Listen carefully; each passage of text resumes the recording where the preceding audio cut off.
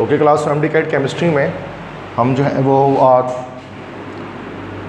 1250 MCQs की जो है वो एक सीरीज़ हम जो डिस्कस कर रहे थे, जिसमें इसमें 1250 MCQs हैं 1250, और जिसके कुछ MCQs मैंने कर दिए हैं।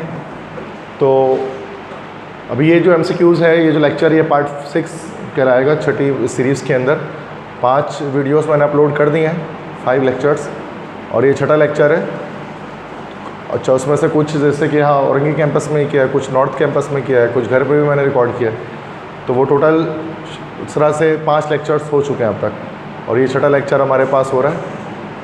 तो और जैसे जैसे MCQs बढ़ते जा रहे हैं तो वैसे वैसे जो है ना वो कॉम्प्लेक्सिसिटी बढ़ती जा रही है।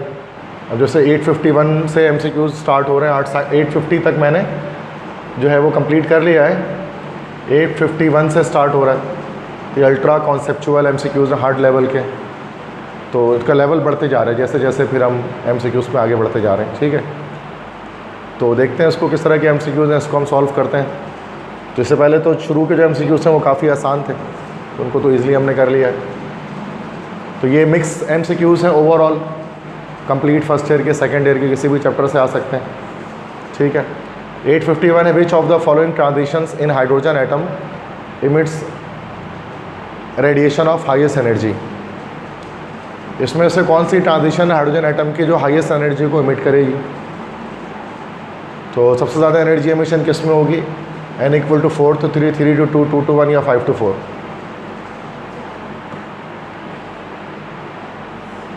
क्या आप बता सकते हैं इसका आंसर?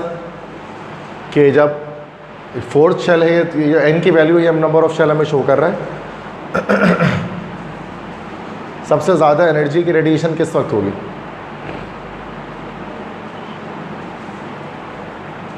यस,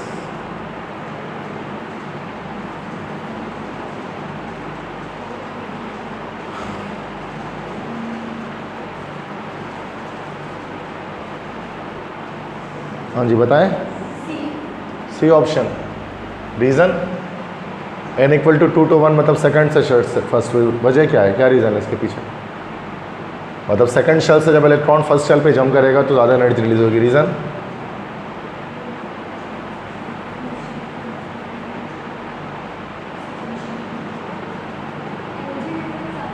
क्या?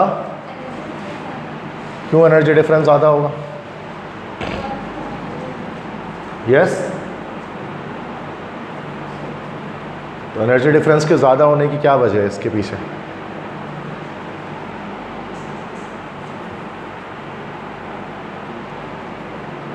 क्योंकि जैसे जैसे हम न्यूक्लियस, अगर हमारे पास दिस इज अ न्यूक्लियस, और न्यूक्लियस से हम जितना दूर जाते रहते हैं, when we go further away,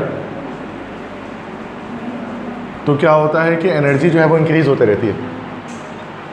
energy increase होते रहती है, और एनर्जी की जो इंक्रीजिंग ऑर्डर होता है वो यूनिफॉर्म नहीं होता है। ऐसे नहीं कि यूनिफॉर्मली इंक्रीज़ हो रही होती है, बल्कि इसमें एक एक्सपोनेंशियल ग्रोथ आ रहा होता है और ज़्यादा इंक्रीज़ हो रही होती है। इस वजह से जब भी इलेक्ट्रॉनिक ट्रांजिशंस आउटर शेल्स के अंदर होती हैं, तो आउटर शेल में जब इलेक्ट्रॉनिक ट्रांजिशंस होती हैं ना, तो वो ज़्यादा एनर्जी को रिलीज़ करती हैं बनिस्बत इनर शेल्स में जब इलेक्ट्रॉनिक ट्रांजिशंस होती हैं। तो यहाँ कह रहे हैं कि जब हाइड्रोजन एटम एमिट करते रेडिएशन को हाईएस्ट एनर्जी में कब एमिट करेगा? जब इलेक्ट्रॉनिक ट्रांजिशन हमारे पास हायर शेल्स के अंदर होगी, ना कि लोअर शेल्स के अंदर हमारे पास जब होगी। तो इसका ये आंसर, सी आंसर करेक्ट है नहीं। इसका आंसर हमारे पास हो जाएगा ए ऑप्शन करेक्ट हो जाएगा, सॉरी डी ऑप्शन करेक्ट होगा, n = 5 to 4। जब 5वें से चौथे शेल पे जंप करेगा तो ज़्यादा एनर्जी रिलीज़ करेगा, चूँकि वो जितना ऊपर जाएंगे एनर्जी बढ़ती जाएगी। करीब जो होते हैं उनकी एनर्जी कम होती है। ठीक है, ये 851 हो गया।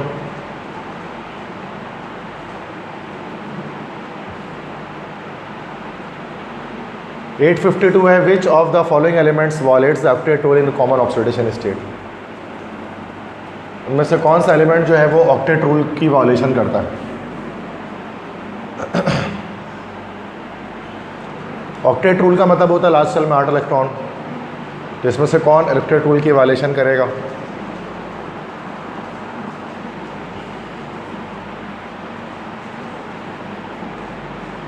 जिसमें after the bonding last shell में 8 इलेक्ट्रॉन नहीं आते। Yes, which one will do? A, yes, beryllium answer correct हो जाएगा इसका, क्योंकि बेरिलियम हम देखते हैं कि बी हमारे पास जो है वो Cl2 बनाता है, BeCl2, तो इसमें 4 इलेक्ट्रॉन लास्ट शेल में आते हैं और ये स्टेबिलिटी गेन कर लेता है। तो बेरिलियम जो है वो ऑक्टेट रूल को फॉलो नहीं करता। ए ऑप्शन हो गया। 853 है the entropy change delta S is negative when, ये तो फिजिक्स का आ गया।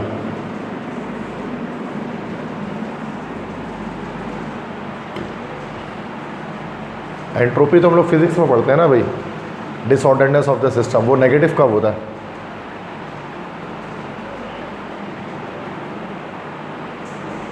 पता नहीं इसका, मुझे डी ऑप्शन है, gas condenses.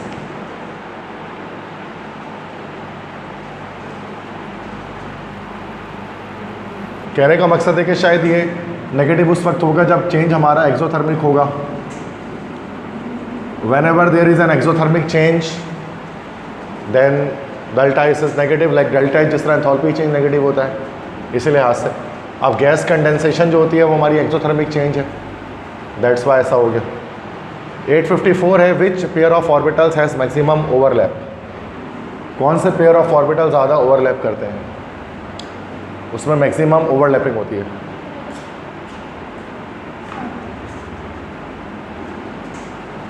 SS, SP, PP और PP साइड ऑन। और आपको पता है जितना ज़्यादा ओवरलैपिंग हमारे पास मैक्सिमम होगी उतना ज़्यादा स्ट्रॉन्ग बॉन्ड हमारे पास फॉर्म होगा।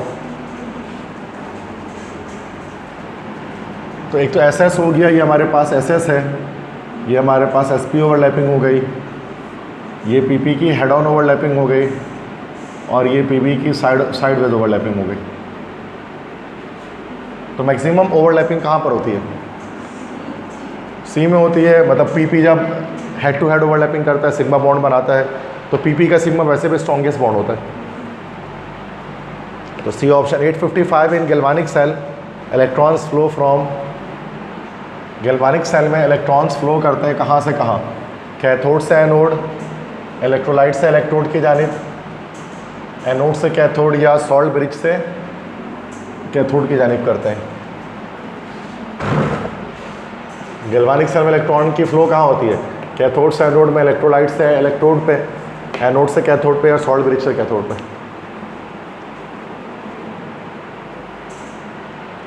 हाँ जी बताइए।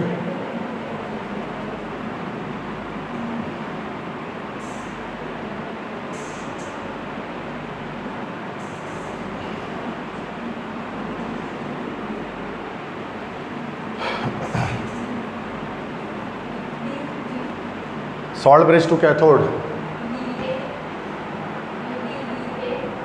ओके। देखिए गैल्वानिक सेल किसे कहा जाता है, व्हाट इज गैल्वानिक सेल? एक हमारे पास वोल्टाइक सेल भी जिसको हम कहते हैं, जो इलेक्ट्रिसिटी को जनरेट करता है with the help of redox reaction. तो हमारे पास इस तरह से होता है ये कि दो हमने जो है वो हाफ सेल ले लिए होते हैं, दो हाफ सेल हमने ले लिए होते हैं, एक जैसे कि जिंक का हाफ सेल होता है और एक कॉपर का हाफ सेल होता है। तो मैंने जिंक मेटल, जैसे उसमें मैंने जिंक मेटल लगा दिया और यहाँ पर मैंने कॉपर मेटल लगा दिया, और दोनों को वायर की मदद से जोड़ दिया एक वोल्ट मीटर के साथ with the help of wire. इसमें भी हमने एक इलेक्ट्रोलाइट डाल दिया, इसमें भी हमने एक इलेक्ट्रोलाइट डाल दिया। अब ये हमारे पास जिंक है तो जिंक का ये एनोड हुआ, और ये हमारे पास कॉपर है तो कॉपर का ये हमारे पास हो गया कैथोड, ये कॉपर का कैथोड हो गया। इसमें इलेक्ट्रोलाइट डाल दिया हमने जिंक सल्फेट, इस पर डाल दिया कॉपर सल्फेट। सर्किट को कंप्लीट करने के लिए हमने सॉल्ट ब्रिज लगा लिया इस गैल्वानिक सेल के अंदर। तो सॉल्ट ब्रिज उस सर्किट को कंप्लीट कर देगा, सॉल्ट ब्रिज हमने लगा दिया। अब इलेक्ट्रॉन फ्लो कैसे करेगा आपको पता है, जिंक एनोड है, एनोड पर हमेशा हमारे पास ऑक्सीडेशन होगी, एनोड पर ऑक्सीडेशन होती है, और कैथोड है यहाँ पर तो हमारे पास यहाँ पर रिडक्शन होगी, ठीक है। तो एनोड में क्या होगा कि जिंक जो हमारे पास होगा वो Zn+2 आयन में कन्वर्ट होगा, दो इलेक्ट्रॉन को लॉस करके, और कैथोड में रिडक्शन होगी, रिडक्शन में गेन ऑफ इलेक्ट्रॉन है। तो जो सॉल्यूशन में Cu+2 आयन होंगे वो दो इलेक्ट्रॉन को गेन करके कॉपर मेटल में कन्वर्ट हो जाएंगे। ये होगा इस तरह से। एनोड पे ऑक्सीडेशन होगी तो यहाँ से इलेक्ट्रॉन लॉस होगा, और कॉपर जो है वो क्या करेगा, यहाँ पर कॉपर कैथोड पर इलेक्ट्रॉन जो है वो गेन होना शुरू हो जाएगा। इस तरह से कि इलेक्ट्रिसिटी का जो फ्लो है जो आप देख सकते हैं कि फ्लो ऑफ इलेक्ट्रॉन जो है, जो 2 इलेक्ट्रॉन की मूवमेंट चल रही है, तो वो हमारी जो है वो एनोड से कैथोड की तरफ मूव कर रहा है, from zinc anode to copper cathode, और इस तरह से करंट फ्लो करेगा। तो हमारा सी ऑप्शन करेक्ट होगा इसमें, एनोड टू कैथोड, जो गैल्वेनिक सेल में करंट का फ्लो होता है, या वोल्टेक सेल जिसको हम कह सकते हैं। तो एक बेसिक एक मैकेनिज्म होता है रिडॉक्स रिएक्शन के थ्रू इलेक्ट्रिक करंट को जनरेट करना इलेक्ट्रोकेमिस्ट्री के अंदर। नेक्स्ट क्वेश्चन है 856 है, which one of the following molecules has zero dipole moment despite having polar bond. इसमें से कौन से मॉलिक्यूल का डायपोल मोमेंट हमारे पास जीरो होगा अगर तो इसमें बॉन्ड्स पोलर हैं उसके बावजूद। ओवरऑल डायपोल मोमेंट मॉलिक्यूल का जीरो है, क्या कौन सा हो सकता है? वाटर गलत हो गया, क्योंकि वाटर के पोलर तो बॉन्ड है लेकिन साथ में इसका dipole moment greater than zero है। ओवरऑल ये इसका डायपोल मोमेंट जीरो नहीं होता, नॉन पोलर में ही उसको कंसिडर किया जाता है। और बताएं,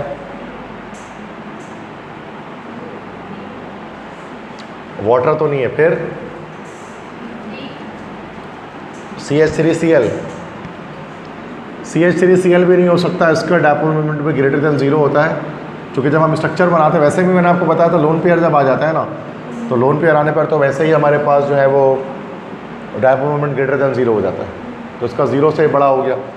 CH3Cl में लोन पेयर तो नहीं आ रहा है, लोन पेयर तो नहीं आ रहा है, लेकिन मॉलिक्यूल हमारा जो है वो कैसा बन रहा है? एसिमेट्रिकल बन रहा है, और एसिमेट्रिकल मॉलिक्यूल जो होता है उसका डायपोल मोमेंट भी ग्रेटर देन जीरो होता है। दैट्स वाई डी नहीं हो सकता, सी होगा ना, BF3 होगा हमारे पास, बोरॉन ट्राईफ्लोराइड। अगरचे यहाँ पर हमारे पास ये बोरॉन और बोरॉन नेगेटिव चार्ज थे और बोरॉन पर पॉजिटिव चार्ज देगा, फ्लोरीन पर नेगेटिव चार्ज देगा, बॉन्ड्स पोलर है इसमें, लेकिन चूंकि यहाँ पर इसका स्ट्रक्चर हमारे पास सिमेट्रिकल बना हुआ है, इसकी वजह से इसका डायपोल मोमेंट हमारे पास जो है वो ज़ीरो हो जाएगा, और ये overall molecule as a non polar behave करेगा। समझ गए? तो 850 के बाद से MCQs थोड़े डिफिकल्ट स्टार्ट हुए हैं ना, तो उसमें सोचना पड़ेगा, जो शुरू के MCQs तो काफ़ी आसान थे जो हमने किए हैं इसके। तो यहाँ पर लिखा हुआ है trigonal planar symmetry cancels dipole, dipole cancel कर देती है वो। नेक्स्ट है 857, which gas would deviate least from ideal behaviour at high pressure and low temperature. कौन सी गैस सबसे कम डेविएट करती है आइडियल बिहेवियर से हाई प्रेशर लो टेम्परेचर पर? मतलब कौन सी गैस मोस्ट आइडियली बिहेव करती है? बोले हीलियम गैस हो जाएगा, बिल्कुल सही, सी ऑप्शन। 858 है, the maximum number of electrons in orbital is dash. एक ऑर्बिटल में मैक्सिमम कितने इलेक्ट्रॉन्स आते हैं हमारे पास हैं? यस,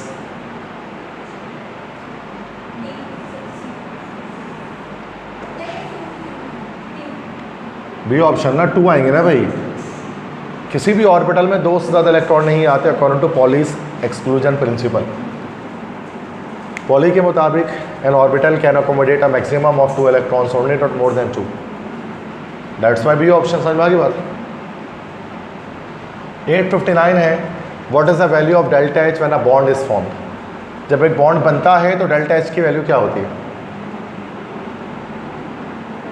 बॉन्ड का बनना क्या होता है, एंडोथर्मिक या एक्सोथर्मिक? बॉन्ड का बनना यकीनन एक्सोथर्मिक रिएक्शन होता है ना, और बॉन्ड का टूटना एंडोथर्मिक होता है। जब बॉन्ड बनता है तो हीट एनर्जी रिलीज होती है। अब एक्सोथर्मिक है तो डेल्टा एच हमारे पास क्या आ जाएगा? नेगेटिव आ जाएगा, C option, because bond formation releases energy. Next है the bond order in O2 molecule. ये तो आसान है, ऑक्सीजन के मॉलिक्यूल में बॉन्ड ऑर्डर कितना होगा?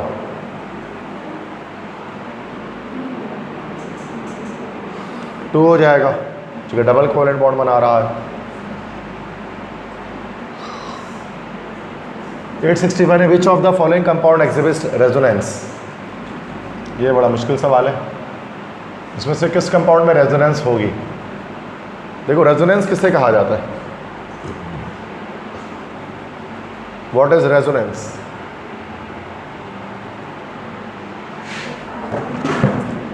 यस, रेजोनेंस का क्या मतलब होता है? Rotation of pi bond.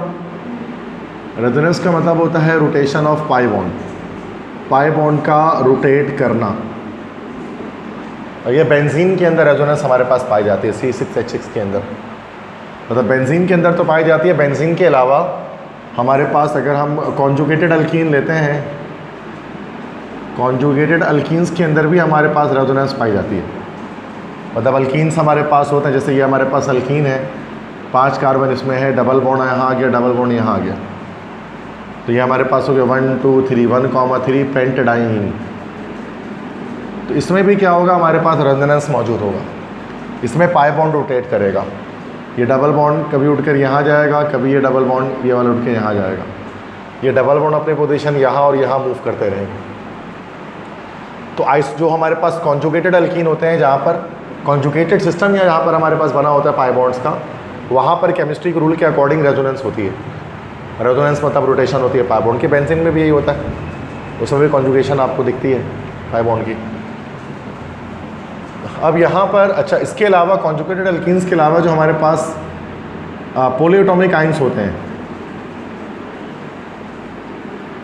Polyatomic ions के अंदर भी रेजोनेंस पाई जाती है। पॉलीएटॉमिक आइंस मतलब ऐसे आइंस जिन पे मल्टीपल एटम्स मौजूद हों। अब यहाँ को पॉलीएटॉमिक आइन आपको दिख रहा है, CO3 दिख रहा है ना, CO3-2, this is called carbonate. जब हम कार्बोनेट को देखेंगे तो उसके अंदर भी रेजोनेंस पाई जाती है, बिकॉज ये पॉलीएटॉमिक आइन है। इसमें भी रोटेशन होती है बॉन्ड्स की, पाई बॉन्ड की। सी ऑप्शन करेक्ट हो जाएगा, ठीक है। इस तरह नाइट्रेट के अंदर भी हो सकता है और बहुत सारे और एग्जाम्पल इसकी हो सकती है हमारे पास, ठीक। 862 है, which quantity remains unchanged during a chemical reaction. जब कोई केमिकल रिएक्शन होता है तो कौन सी क्वांटिटी जो है वो चेंज नहीं होती है किसी केमिकल रिएक्शन में?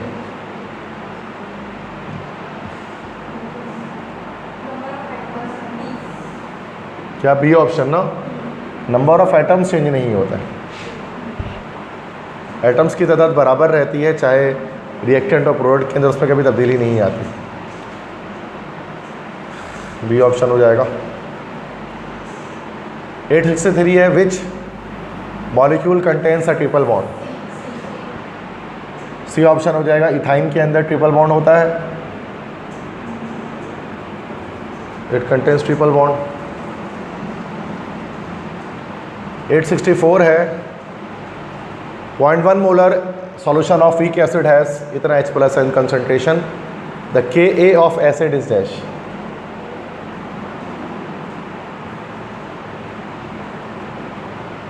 Ka of acid is dash.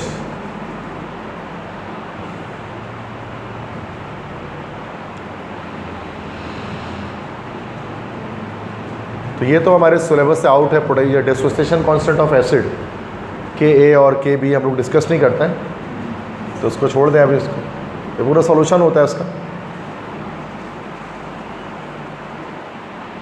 865 है, which of the following compound will show geometrical isomerism. ये है कोर्स में, इसमें से कौन सा कंपाउंड ज्योमेट्रिकल आइसोमेरिज्म शो करेगा? बोलिए।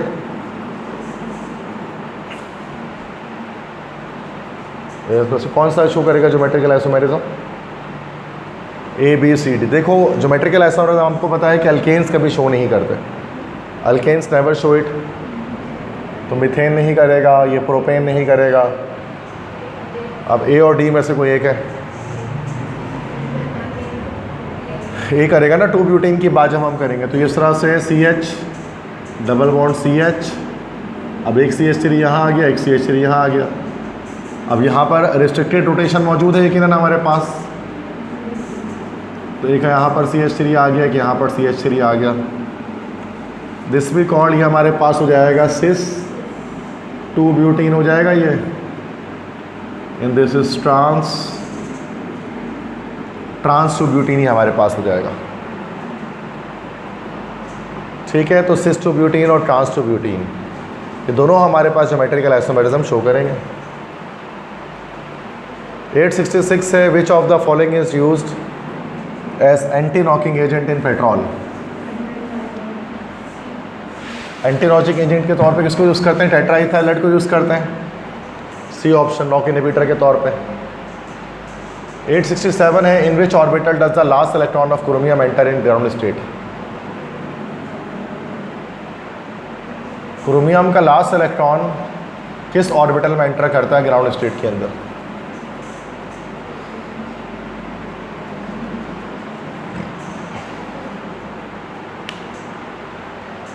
हाँ जी बताएं।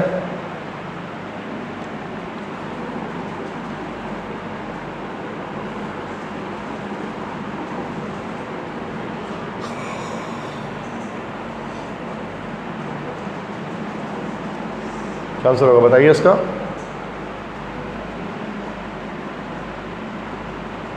तो इलेक्ट्रॉनिक कन्फिग्रेशन आप कर लेना भाई, तो सिंपल हो जाएगा। क्रोमियम हमारे पास Cr होता है, एटॉमिक नंबर इसका होता है 24। ये हो जाएगा 1s2, 2s2, 2p6, 3s2, 3p6, 4s2, 3d4। तो 3d पर एंटर कर रहे हैं ना भाई लास्ट इलेक्ट्रॉन, हो गया इसका ऑप्शन भी। 868 है, which quantum number determines the shape of orbital. Orbital का शेप कौन सा क्वांटम नंबर डिटरमाइन करता है?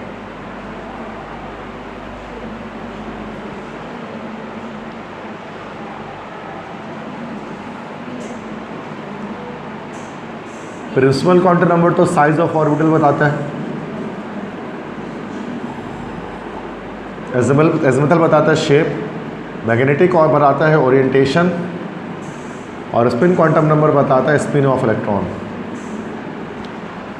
ऐसे ही है ना भाई, तो क्या हो जाएगा इसका? एजिमुथल क्वांटम नंबर हो जाएगा। इसी को हम लोग सब्सिडरी क्वांटम नंबर भी कहते हैं।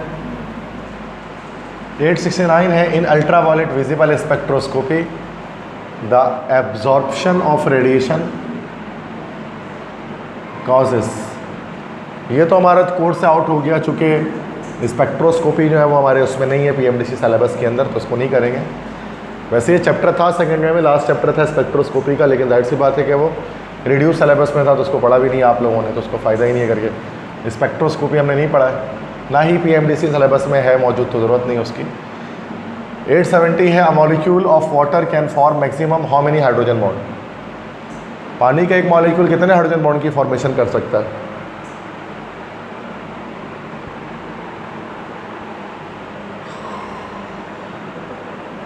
बताएं। नहीं पता?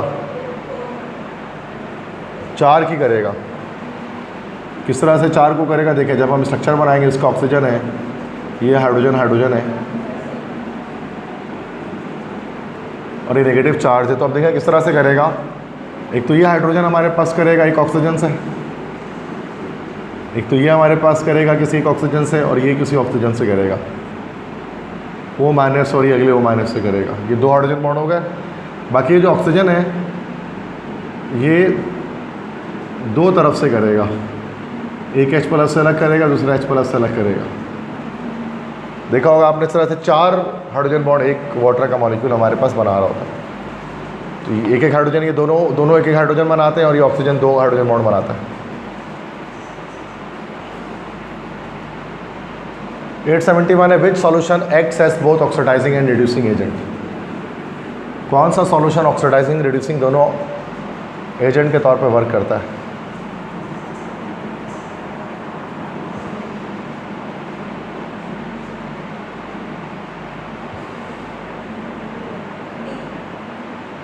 NaCl। B hydrogen peroxide. Reason क्या है? क्या रीज़न है? हाइड्रोजन पेरोक्साइड कैसे? जी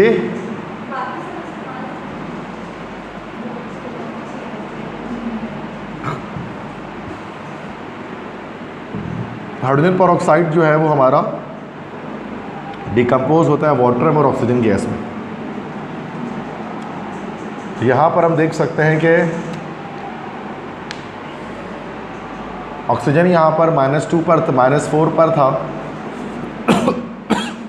सॉरी -1 पर था, पेरोक्साइड है, -1 से 0 पर आ गया। तो कहा जाता है कि ये हमारे पास जो है वो खुद यहाँ पर ये -1 से 0 पर आया। तो एक तरह से ऑक्सीजन की यहाँ पर देख लें कि क्या हो गया, रिडक्शन हो गई, सॉरी ऑक्सीडेशन हो गई। जबकि यहाँ वाटर में से ऑक्सीजन रिमूव हुआ, तो उसकी रिडक्शन हो गई। तो दोनों चीज़ एक साथ यहाँ पर हो रही है, रिडक्शन भी हो रही है और ऑक्सीडेशन भी हो रही है, तो दोनों तौर पे बिहेव कर सकता है ये। 872 है the first law of thermodynamics is statement of dash.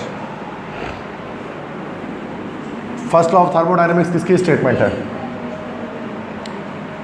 Yes, B law of conservation of energy की स्टेटमेंट है ये। 873 which of the following has highest boiling point. इनमें से किसका बॉइलिंग पॉइंट हमारे पास हाईएस्ट है? पेंटेन का होगा, क्योंकि जितना ज़्यादा हम टॉप से बॉटम जाएंगे होमोलॉगस सीरीज में उतना ज़्यादा बॉइलिंग पॉइंट इंक्रीज होगा।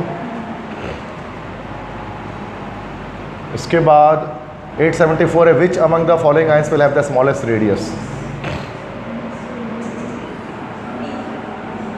इसमें से किसका स्मॉलेस्ट रेडियस होगा बताएं? डी ऑप्शन, क्योंकि सोडियम मैग्नीशियम एल्यूमिनियम लेफ्ट से राइट जा रहे हैं ना, तो एटॉमिक रेडियस कम होगा। यह सिलिकॉन +4 का होगा सही जवाब। 875 है the volume of 1 mole of any ideal gas at STP is dash. किसी भी गैस का 1 मोल कितना होगा पाई करेगा? बी ऑप्शन 22.4 लीटर सही है। 876 है the gas which behaves most ideal, ये तो हो गया हीलियम। 877 है which of the following compounds has both ionic and covalent bond. किसमें आयनिक और कोवेलेंट बॉन्ड दोनों तरह के बॉन्ड्स मौजूद हैं? हाँ जी, किसमें आप दोनों तरह के बॉन्ड्स फॉर्म होता हुआ देख सकते हैं? फिर बताएं। NaOH बिल्कुल सही। इसमें देखें Na और OH के बीच में हमारे पास आयनिक बॉन्ड है और OH के बीच में कोवेलेंट बॉन्ड है। बी ऑप्शन हो गया। 878 है which statement about a reversible reaction at equilibrium is true.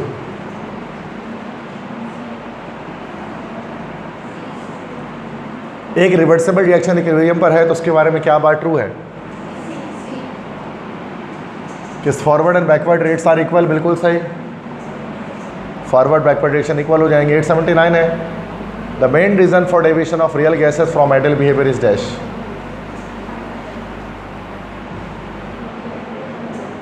कि जो रियल गैसेस आइडियल बिहेवियर से डेविएट क्यों करते, बुनियादी वजह क्या होती है उसके पीछे? Low pressure, high temperature, intermolecular force, small volume of container. Yes, जोर से बोलें, क्या कह रहे हैं? High temperature. हाई टेम्परेचर पर तो आइडियल बिहेवियर शो नहीं। हाई टेम्परेचर पे कहाँ से डेविएशन होती है रियल गैसेस की? लो टेम्परेचर पे डेविएट करते हैं ना आइडियल बिहेवियर से, हाई पे कहाँ से करेंगे?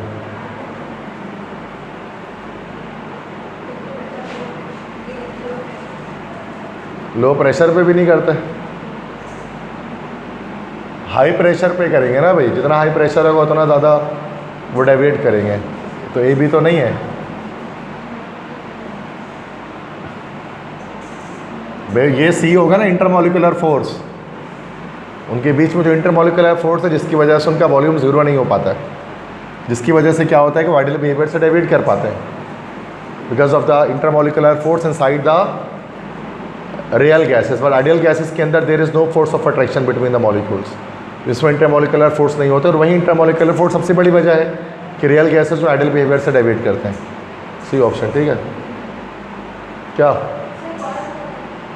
दोबारा से देखो, यहाँ पर कह रहे हैं कि भाई गैसेस हमारे पास दो तरह के हैं ना भाई, हमारे पास रियल गैसेस हैं और आइडियल गैसेस हैं।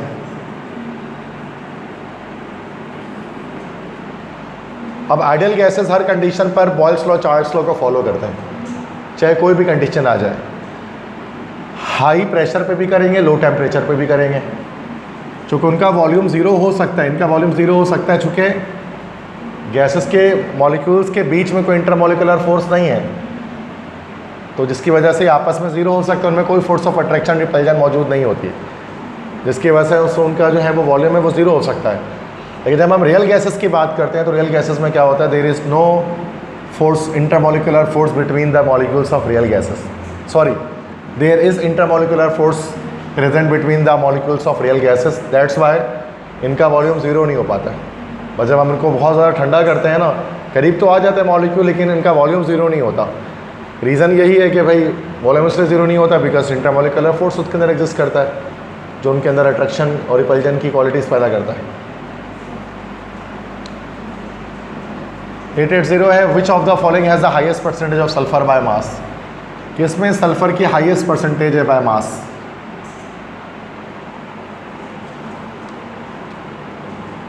सल्फर की परसेंटेज किसमें ज़्यादा हो गया? उसमें देखेंगे तो this is 32/64 multiply by 100। B में देखेंगे तो 32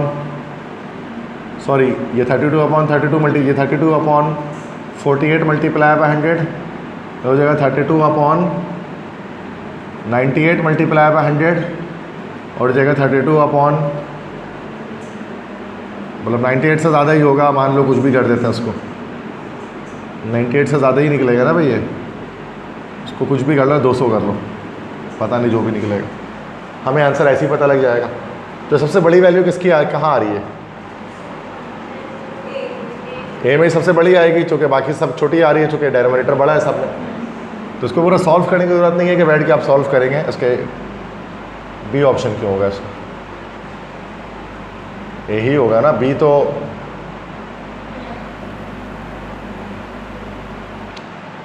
हाईएस्ट परसेंटेज पूछा ना, ए होना चाहिए। 30 ये तो 100 आ जाएगा ना, ये हमारे पास ये 100 थोड़ी ना आएगा, 100 से कम आएगा यकीनन।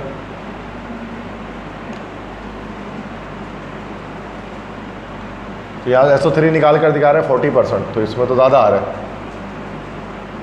एक मिनट, सॉरी डिवाइड यहाँ गलत किया ना हमने, सॉरी, ओवरऑल से करेंगे ना भाई, यहाँ पर गलत कर रहे हैं हम, 32/64 करेंगे ना भाई कंपाउंड से, और यहाँ 32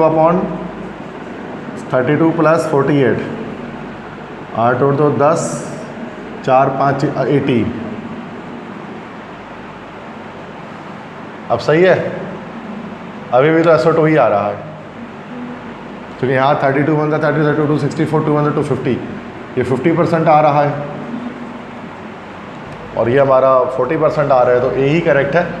ये आंसर की गलत लगा उसमें, ठीक है। उसको हम डायरेक्टली बता सकते हैं, इसमें उतना टाइम नहीं लगता। मतलब सल्फर के एटॉमिक मास को डिवाइड कर दिया, कंपाउंड के एटॉमिक मास से मल्टीप्लाई कर दिया 100 से, आपको परसेंटेज पता लग जाती है, किसी भी चीज़ की परसेंटेज आपसे पूछा जा सकता है। One in a reaction if doubling the concentration of reactant doubles the rate the order with respect to that reactant is dash.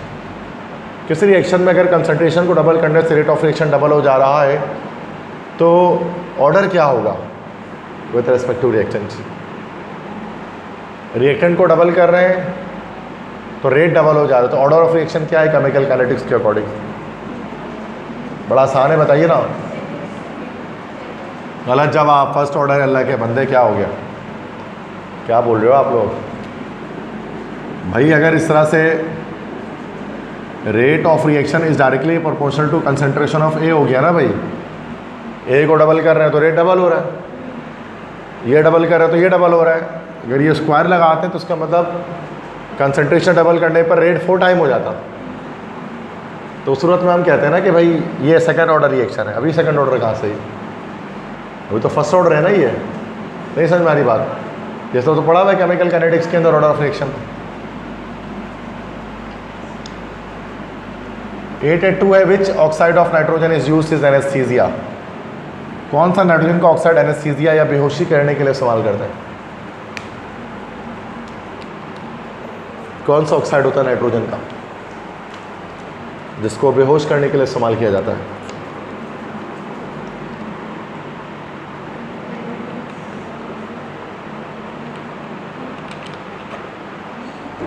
जी बताइए। NO2। NO2 भाई टॉक्सिक गैस है अल्लाह के बंदो। नाइट्रोजन डाइऑक्साइड टॉक्सिक गैस है, ये इंसान को सुंघा देंगे तो इंसान तो मर जाएगा उससे। तो नाइट्रोजन डाइऑक्साइड है, ये हाईली टॉक्सिक गैस है। NO2 इसका आंसर करेक्ट है। N2O this is nitrous oxide. Nitrous oxide जिसको लाफिंग गैस भी कहा जाता है। तो असल में ये गैस को बहुत ज़्यादा देर तक अगर सूंघा जाए तो ये एनेस्थीसिया क्रिएट करती है, तो बेहोश कर देती है इंसान को। तो इसको मैं एज एनेस्थीसिया यूज़ करते हैं। 883 है which of the following is most acidic. इन चारों में सबसे ज़्यादा एसिडिक कौन है? इथेनॉल, फिनॉल, एसिटिक एसिड या वाटर? बिल्कुल सही जवाब एसिटिक एसिड, इन चारों में हो जाएगा। 884 है the fraction of a salt, the function of a salt bridge in galvanic cell is to dash. Salt bridge क्यों लगाया जाता है गैल्वेनिक सेल के अंदर?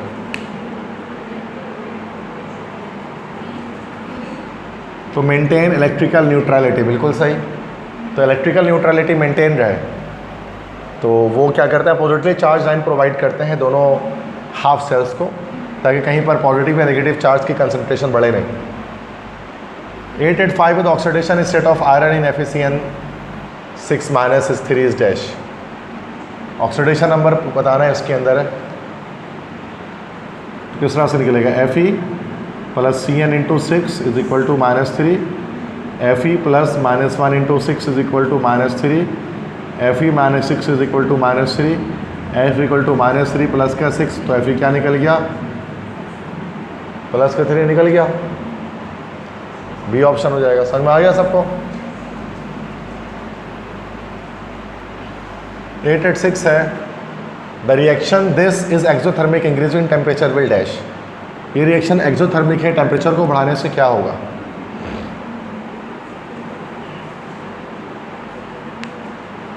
ये एक्सोथर्मिक रिएक्शन है, टेम्परेचर बढ़ाने से क्या होगा? B decrease yield of SO3। Le Chatelier's principle apply होगा कि जब हम टेम्परेचर को इंक्रीज करेंगे तो रिएक्शन बैकवर्ड आएगा, since the reaction is exothermic, that's why. 887 है the bond angle in methane is dash. बहुत आसान, ए ऑप्शन CH 109.5 डिग्री। 888 है which of the following is not empirical formula. इसमें से कौन सा एम्पेरिकल फार्मूला नहीं है बल्कि मॉलिक्यूलर फार्मूला है? बिल्कुल सही का सी ऑप्शन। इसका एम्पेरिकल फार्मूला निकलता क्या? CH2O, ग्लूकोज है ये। नेक्स्ट 889 है which radioactive particle has the highest penetrating power. बिल्कुल सही जवाब, गैमा रेस की पेनिट्रेशन पावर हाईएस्ट होती है, 15 to 20 centimetre in lead. 890 which factor affects both rate and equilibrium of reversible reaction. कौन सा फैक्टर है जो रिवर्सिबल रिएक्शन के स्पीड पे भी इफेक्ट डालता है, इक्विलिब्रियम पे भी इफेक्ट डालता है?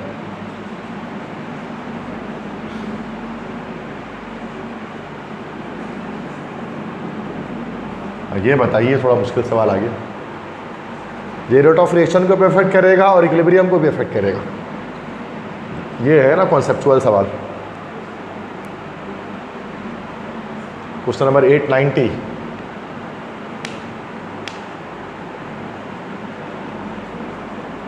क्या होगा इसका आंसर? टेम्परेचर, बिल्कुल सही जवाब। Now this is right. अब कैटलिस्ट क्या करेगा कि सिर्फ रेट पर इफेक्ट डालेगा, इक्विलिब्रियम पर नहीं। टेम्परेचर दोनों पर इफेक्ट डालेगा। प्रेशर क्या करेगा? इक्विलिब्रियम पर इफेक्ट करेगा, लेकिन प्रेशर का रेट ऑफ रिएक्शन पर कोई इफेक्ट नहीं होता। Surface area rate of reaction को इफेक्ट करेगा, लेकिन इक्विलिब्रियम पर सरफेस एरिया का कोई इफेक्ट नहीं है। तो उन्होंने केमिकल इक्विलिब्रियम और केमिकल काइनेटिक्स को मिलाकर एक MCQs बना दिया, दोनों को मिक्स कर दिया उसके अंदर। 891 है the hybridisation of central atom in BeCl2 is dash. Beryllium chloride के अंदर बेरिलियम की हाइब्रिडाइजेशन क्या होगी?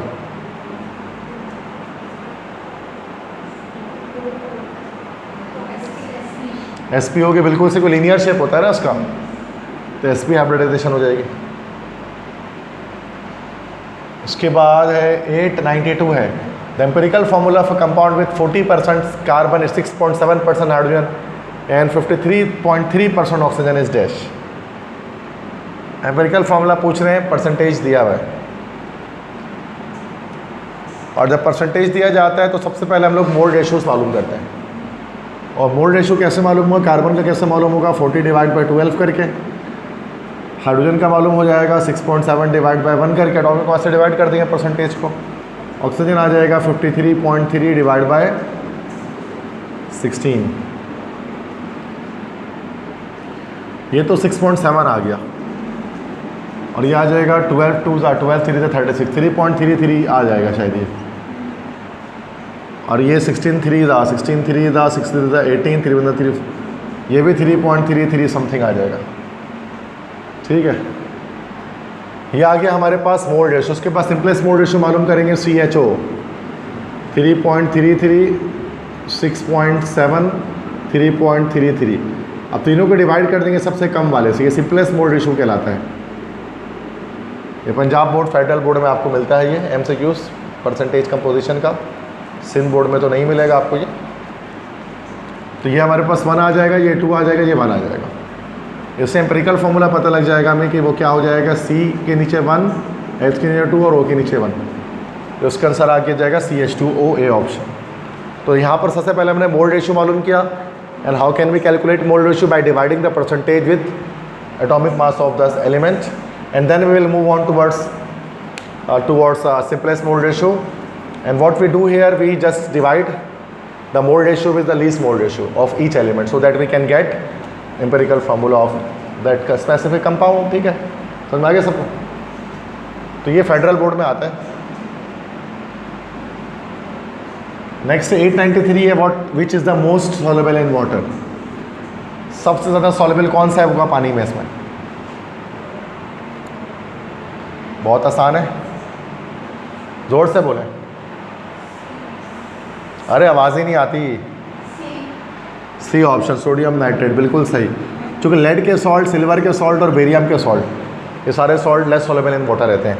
और सोडियम का यवनी ग्रुप के कोई भी सॉल्ट होते हैं ये हाईली सॉल्युबल होते हैं as per the solubility rules. ये बताया ना मैंने इससे पहले भी। ठीक है, तो बेटा ये सारे MCQs में ज़्यादातर जो है ना वो सिंध बोर्ड से रिलेट करने वाले ही हैं, जो सिंध बोर्ड्स के अकॉर्डिंग बने हुए हैं और उसी के अकॉर्डिंग चीज़ें करनी हैं। और पेपर में भी और टेस्ट में भी ऐसे ही आए, काफ़ी बच्चे पूछ रहे हैं कि सर वो फेडरल बोर्ड से करना है कि पंजाब बोर्ड से करना है कि सिंध बोर्ड से करना है। तो सिंपल है कि प्रोविंशियल, ये मैं पहले दिन से ही बता रहा हूँ कि प्रोविंशियल ही MD कैटर होगा, कोई नहीं होगा तो पूरे एक ही दिन होगा पूरे तमाम सूबों में, लेकिन वो प्रोविंशियल होगा। तो उसमें क्या है कि PMDC ने कि MCQs का बैंक प्रोवाइड किया है, उसमें आई थिंक 1400 समथिंग MCQs हैं, जिसका बैंक उन्होंने प्रोवाइड किया। किसको भाई? PMDC ने, जो कंडक्टिंग बॉडी जैसे IBS अक्कर को दिया सिंध के अंदर। अब वो 1400 MCQs में से 180 MCQs निकालेंगे अपने मर्जी के, और वो किसको देखते हुए निकालेंगे? हमारे सिलेबस को देखते हुए निकालेंगे, जो हमारा अपना सिंध का सिलेबस है। और जो सिलेबस से आउट होगा उसको वो नहीं रखेंगे, ये रूल है। तो इस चीज़ के हवाले से सिंध बोर्ड पे बहुत ज़्यादा फोकस होना चाहिए आपको, if you want to get good marks in MD CAT chemistry, बजाय उसके क्या फेडरल और उसको पढ़ते रहें, पंजाब बोर्ड को, फेडरल बोर्ड को, उसका फ़ायदा कुछ भी नहीं है।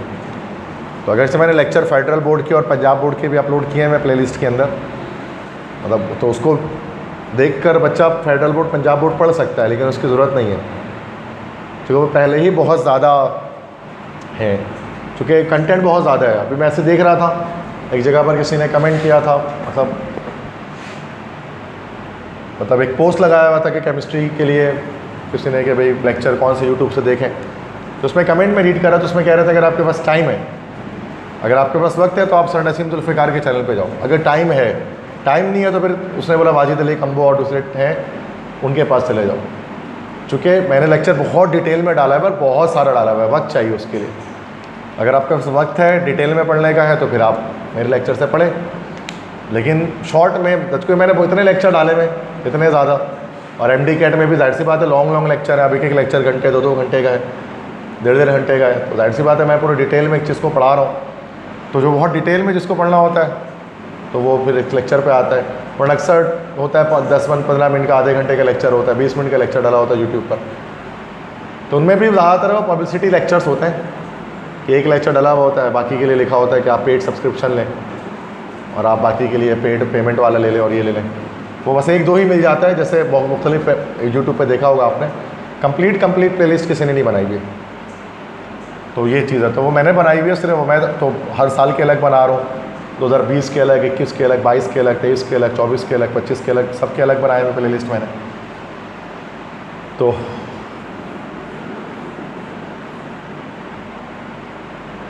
ऐसे मैं बता रहा हूँ कि ताकि ये मैंने इस नीयत से इसको बनाया ताकि एक चीज़ है, इसको हम जो चीज़ें चलती रहें, आगे बढ़ती रहें। तो कि इंसान की ज़िंदगी का कोई भरोसा नहीं है, आज इंसान है, कल नहीं है, परसों नहीं है। कोई भी इंसान, जाहिर सी बात है, मौत ज़िंदगी की सबसे बड़ी हकीकत है। तो दुनिया में आज मैं हूँ, 17 साल हो गए पढ़ाते हुए, शायद 10 साल और पढ़ाऊँगा, 15 साल और पढ़ा दूँगा, इतना ज़्यादा इंसान नहीं पढ़ा सकता, सिंपल सी बात है। एक वक्त आएगा जब मैं पढ़ा नहीं पाऊँगा या जब मेरे अंदर स्टेमिना नहीं होगा, वो कभी भी हो सकता है। तो वो लेक्चर्स जो होंगे वो ज़ाहिर सी बात है वो अवेलेबल होंगे, तो स्टूडेंट, क्योंकि जो एनर्जी मेरे पास 2020-21 में थी वो 2025 में नहीं है। जैसे अभी मैं यहाँ पर जैसे कि मिसाल के तौर पर बैठ के लेक्चर बना रहा हूँ, मैं 2 घंटे 3 घंटे में खड़े होकर कंसेक्यूटिव लेक्चर नहीं दे सकता, क्योंकि अभी 3 से 9 4 से 9 मुझे देना ही है खड़े होकर लेक्चर, इसलिए मैं अपनी एनर्जी बचा रहा हूँ। वरना पहले 12-12 घंटे में खड़े होकर लेक्चर दे दिया करता था, 16-16 घंटे पढ़ा देता था। तो एक वक्त था, अब आहिस्ता आहिस्ता वो फिर ज़ाहिर सी बात है फिर स्टेमिना नहीं रहता उतना एक इंसान के अंदर चीज़ों को करने का।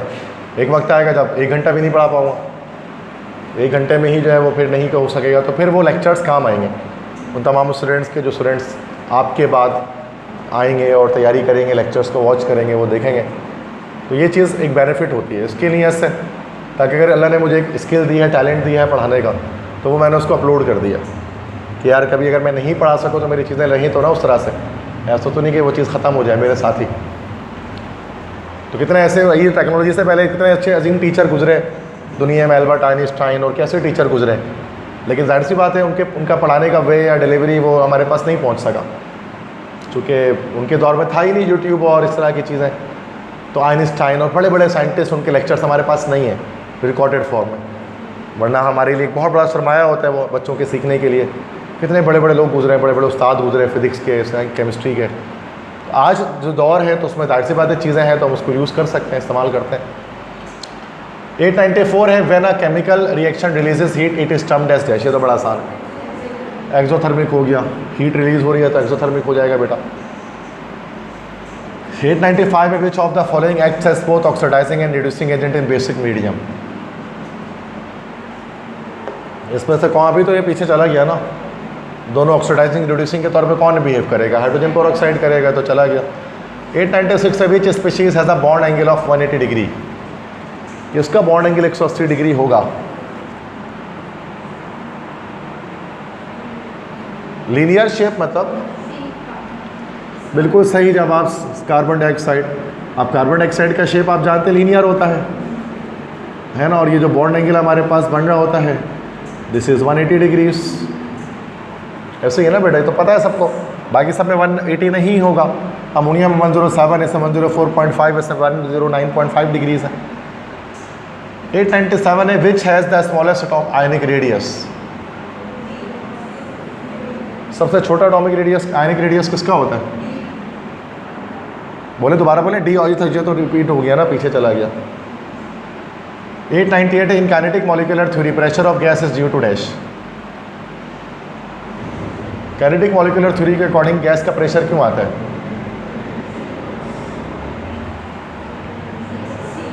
सी collision with container walls, gas के मॉलिक्यूल जब कंटेनर वॉल के साथ कोलाइड करते हैं। 899 the correct order of reactivity in SN1 reaction. SN1 की करेक्ट ऑर्डर ऑफ रिएक्टिविटी क्या है? सबसे ज़्यादा फास्ट SN1 रिएक्शन कौन करता है? 3 डिग्री वाला करता है ना, तो बी ऑप्शन हो जाएगा। 3 डिग्री मोर रिएक्टिव होगा 2 डिग्री से, और 2 डिग्री मोर रिएक्टिव होगा 1 डिग्री से, स्टेरिक एंट्रेंस की वजह से। 900 है, what is the molality of a solution with 5 moles of solute in 2 kg of solvent. Molality का फॉर्मूला पता है क्या होता है? Molality moles of solute divide by kg of solvent. तो मोल्स क्या हो गया हमारे पास 5, kg ऑफ सॉल्वेंट क्या हो गया 2। कितना आ जाएगा सर इसका? 5/2 कितना हो जाएगा? अब बता दो। ये हो जाएगा ना 2.5, इसको भी डिवाइड करोगे, ये ऑप्शन 2.5 सही है। तो 900 MCQs हमारे हो गए, 900 हो गए ये कंप्लीट। 901 पे आएंगे, तो यहाँ तक समझ में आ रही है बात सारी? अच्छा, एक वक्त था कि जब मैं बहुत पहले जब मैंने पढ़ाना स्टार्ट किया था तो मैं MCQs को घर से देख कर जाता था, आंसर्स वगैरह ना। जब शुरू में पढ़ाता था कि इसका आंसर क्या होगा, इसका आंसर क्या होगा, चूँकि जब मैं नया पढ़ाना शुरू किया मुझे नहीं पता था, ये मुझे आता भी नहीं था इतना, तो हर आंसर देख कर जाता था। अच्छा, अब अल्लाह का की करम है ना कि मुझे केमिस्ट्री में MCQs के आंसर देखने नहीं पड़ते। आप 1000 MCQs दे दोगे मैं क्लास में 90% तक MCQ सॉल्व कर दूंगा, कहीं से भी उठा के दे दूँ, मुश्किल से मुश्किल उठा लो आप। तो ये प्रैक्टिस से आता है। अब ये MCQs मैंने बहुत मतलब बनाया तो उसके अंदर, लेकिन मैंने आंसर्स वगैरह ये तो देखा नहीं है उसको इतना ज़्यादा, तो वो खुद ब खुद, लेकिन ये है कि आंसर्स पता लग जाते हैं ऑटोमेटिकली। आसान MCQs है, डिफ़िकल्ट नहीं है, थोड़ा सा दिमाग लगाना पड़ता है। ये प्रैक्टिस से ही आता है, आप भी बहुत प्रैक्टिस करेंगे तो आपको ये चीज़ आएगी, और बहुत प्रैक्टिस करने पर आएगी। अब ज़ाहिर सी बात है 17 साल तो आप प्रैक्टिस नहीं कर सकते, 17 दिन भी कर लेंगे ना अगर आप ढंग से सही से, तो आपको चीज़ें करनी आ जाएंगी और आपको आंसर्स पता लग जाएगा कैसे कब क्यों आ रहे हैं। ठीक है, तो 900 MCQs हमारे पास हो गए हैं। आगे बढ़ते हैं 901। Which compound does not obey the octet rule. तो बड़ा आसान है ये, तो कई बार चला गया। यस बताएं। BF3 बोरॉन ट्राइफ्लोराइड, चूंकि इसके लास्ट शेल में 6 इलेक्ट्रॉन आ रहे होंगे after the bonding. 902 which of the following has maximum number of lone pair on central atom.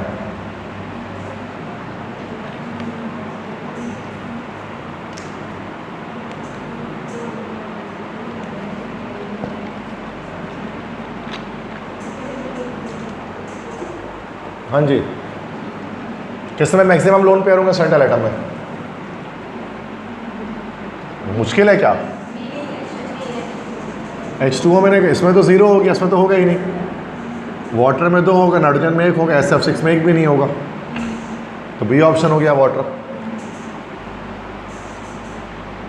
903 है which orbital has is least shielded from the nucleus. कौन सा orbital सबसे कम शील्डेड होगा न्यूक्लियस से?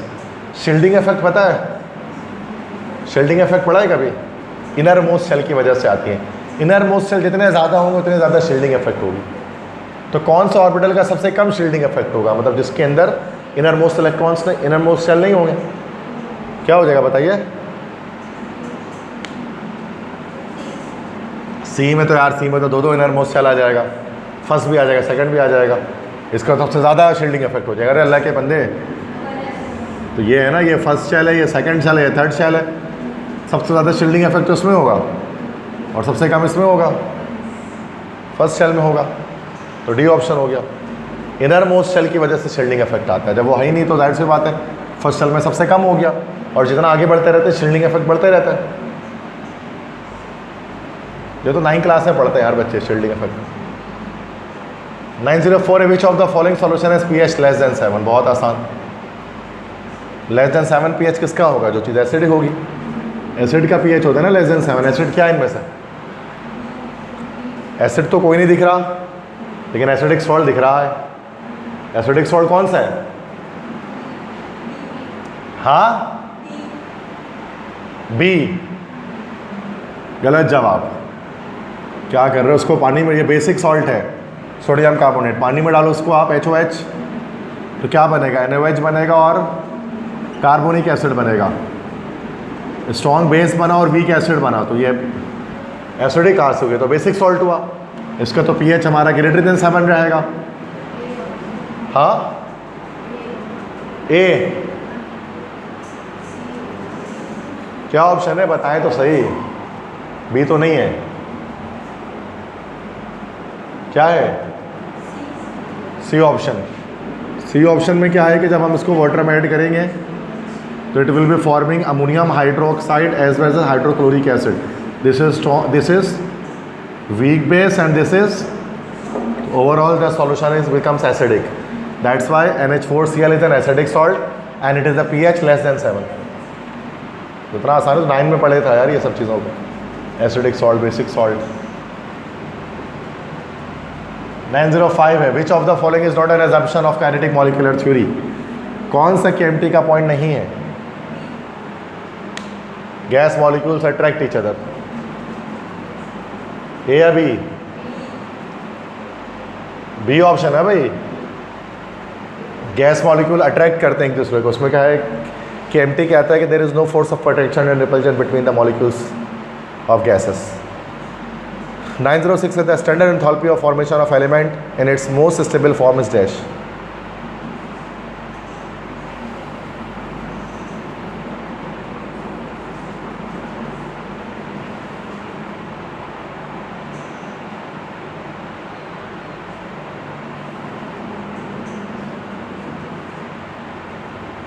Standard enthalpy of formation of an element it is most stable form is dash. Enthalpy of formation पढ़ा है, delta H not F जिसको हम कहते हैं, ये होता है ना एंथैल्पी ऑफ फॉर्मेशन। अब इसकी वैल्यू ज़ीरो कब होती है? उन एलिमेंट्स के लिए ज़ीरो होती है जो अपने स्टेबल फॉर्म में होते हैं। एग्जाम्पल में आपने पढ़ा होगा जैसे कि ग्रेफाइट। अब ग्रेफाइट कार्बन का जो इलेक्ट्रोप है ग्रेफाइट, ये मोस्ट स्टेबल इलेक्ट्रोप होता है। तो ग्रेफाइट के लिए हीट ऑफ फॉर्मेशन की वैल्यू स्टैंडर्ड हमारे पास ज़ीरो होती है, क्योंकि ये किसी चीज़ से मिलकर बनता नहीं है, ये स्टेबिलिटी इसके हाईली स्टेबल होता है। तो ग्रेफाइट आंसर में तो उसमें लगा देंगे। अच्छा अभी तो ये पूछ रहे हैं कि वैल्यू कितनी होती है, तो ज़ीरो होती है ना भाई, जैसे ग्रेफाइट की ज़ीरो होती है हीट ऑफ फॉर्मेशन की वैल्यू। बहुत इंपॉर्टेंट पॉइंट है ये। 907 है the electron pair geometry of ammonia is dash. Ammonia की इलेक्ट्रॉन पेयर ज्योमेट्री क्या होगी? सी होगी, टॉर्गोनल पिरामिडल होगा, बिल्कुल सही। एक बॉन्ड, तीन बॉन्ड, एक lone pair. 908 in benzene all carbon atoms are dash. Benzene में सारे कार्बन एटम क्या होते हैं? Single, double, alternating, equal and intermediate.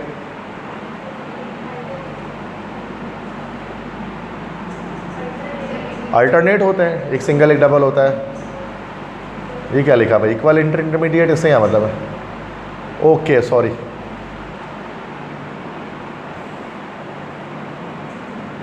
Equal intermediate इसलिए कह रहे हैं कि रेजोनेंस के अकॉर्डिंग कह रहे हैं, क्योंकि वो हमने पढ़ा था ना कि भाई जब हम बेंजीन की बात करते हैं,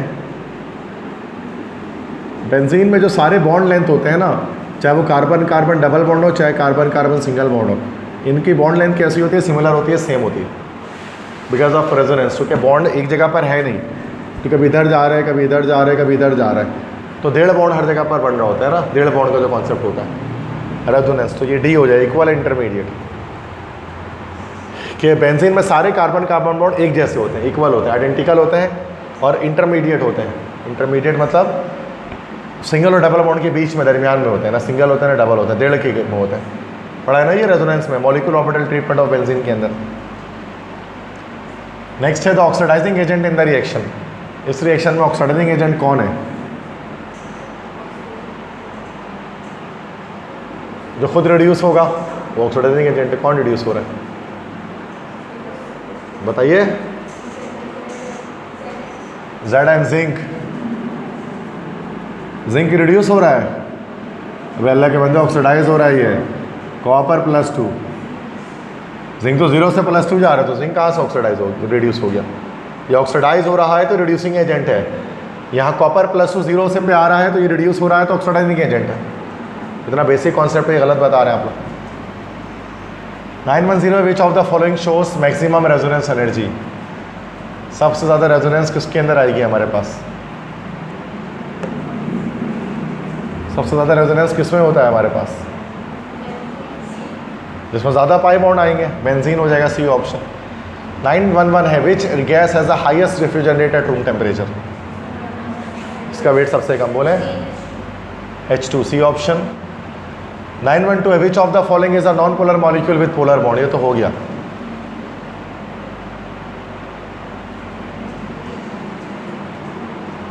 ऑप्शंस चेंज है, बताइए। पोलर बॉन्ड है लेकिन मॉलिक्यूल नॉन पोलर है। नॉन पोलर मॉलिक्यूल कौन सा इनमें से? एक ही तो है, बोलिए कौन सा है? बिल्कुल सही जवाब, CH4 नॉन पोलर हो गया। चूँकि पोलर बॉन्ड्स तो हैं, देखो CH का जो बॉन्ड है ना, ये तो पोलर बॉन्ड है। कार्बन जब ये बॉन्ड टूटेगा तो कार्बन पर नेगेटिव चार्ज आएगा और हाइड्रोजन पे पॉजिटिव आएगा। सारे हाइड्रोजन पॉजिटिव चार्ज हैं, चूँकि इनकी इलेक्ट्रॉन 2.1 इनकी और कार्बन की 2.5 है। लेकिन चूँकि मॉलिक्यूल सिमेट्रिकल है तो नेट डायपोल मोमेंट हमारे पास 0 आएगा। नेट जो डायपोल मोमेंट होगा वो 0 हो जाएगा हमारे पास, ऐसे ही है ना भाई। तो ओवरऑल ये मॉलिक्यूल नॉन पोलर होगा, लेकिन बॉन्ड्स इसमें पोलर लगे हुए। पता नहीं डायपोल मोमेंट में क्या होता है। 913 है which of the following shows Tyndall effect. Tyndall effect कौन शो करता है? तो 9 में पढ़ा होगा आप लोगों ने, सुना है टाइंडल इफेक्ट?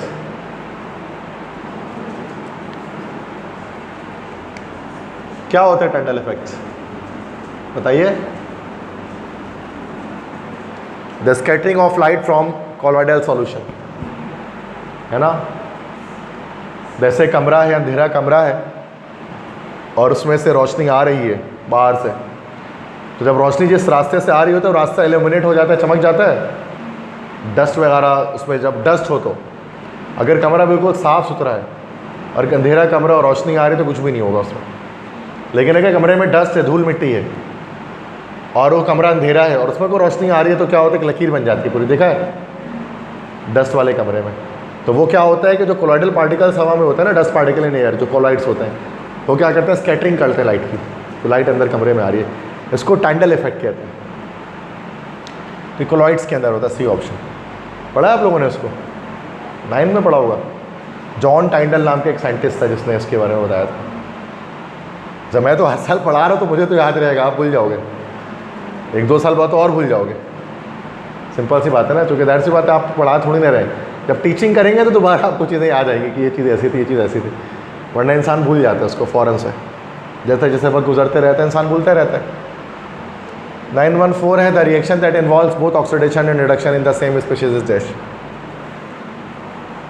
वो रिएक्शन जिसमें ऑक्सीडेशन रिडक्शन एक ही स्पीशीज़ में हो जाता है, ये तो नहीं पता होगा आपको। इसको हम कहते हैं डिसप्रोपोर्शनेशन। डिसप्रोपोर्शनेशन क्या होता है, इसी को हम कहते हैं ऑटो ऑक्सीडेशन रिडक्शन रिएक्शन भी इसको कहा जाता है। जैसे आपने देखा होगा Cl2 को जब पानी में डालते हैं तो एक हमारा बनता है HCl और ये क्या बनता है, HOCl, ऐसा ही है। तो Cl देखो 0 है, एक तरफ ये -1 हो गया, एक तरफ ये +1 हो गया।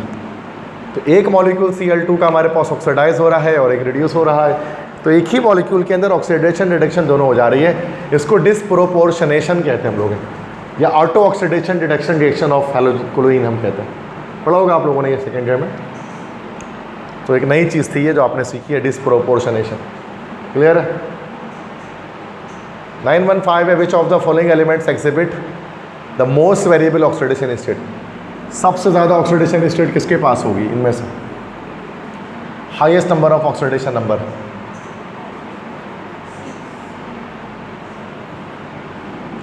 सी कॉपर।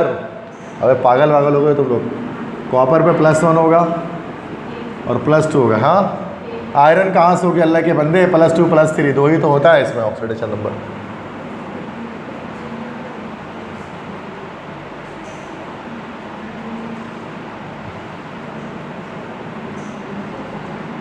देखो अब देखो हम मैग्नीज की बात करते हैं। मैग्नीज की ऑक्सीडेशन, मैग्नीज होता है S2D5, इसका ऑक्सीडेशन नंबर +2 +3 +4 +5 +6 +7 ये सब हो सकती है।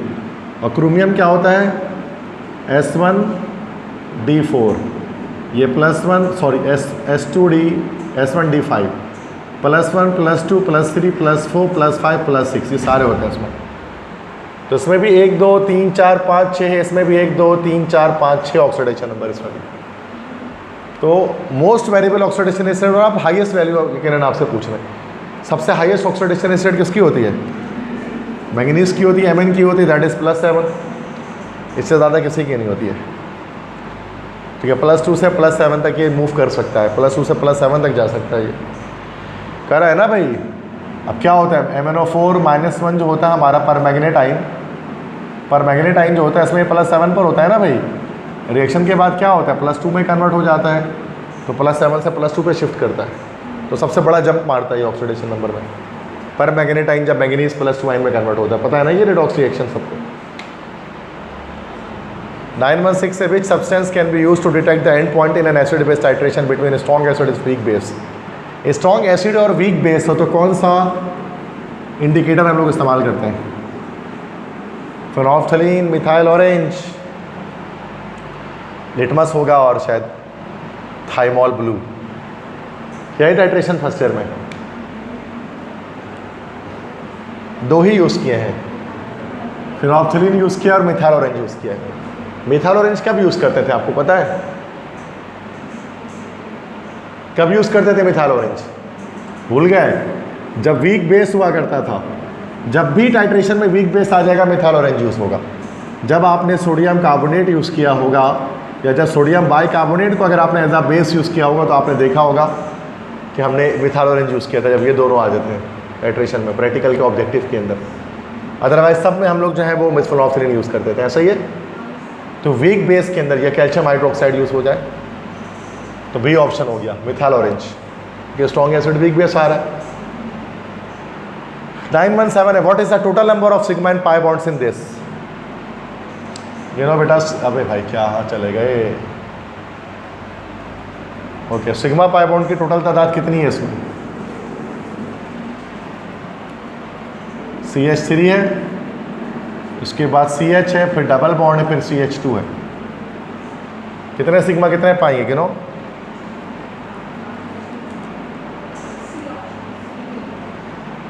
C option. पाई तो एक है, सिग्मा 1 2 3 4 5 6 7 8, बिल्कुल सही बात, सी ऑप्शन 8 सिग्मा 1 पाई।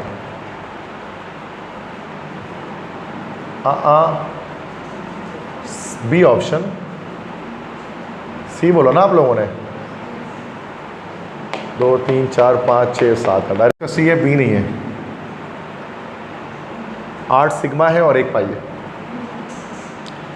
918 है, the ionic product of water at 50 degree Celsius is higher than 25 degree Celsius because of dash. पानी का आयनिक प्रोडक्ट 50 डिग्री पर ज़्यादा होता है 25 डिग्री के मुकाबले में, ऐसा क्यों होता है? 25 डिग्री पर तो हमें पता है आयनिक प्रोडक्ट वाटर का कितना निकलता है, KW 1 एक्सपोनेंट -14 निकलता है, मोलरिटी का स्क्वायर याद है। ये 25 डिग्री पर निकालते हैं हम लोग। 50 डिग्री पर ज़्यादा होगी, ऐसा क्यों होगा?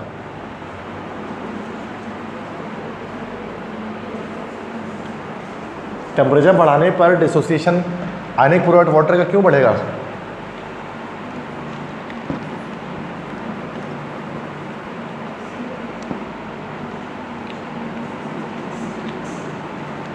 अब व्हाट्स द रीजन?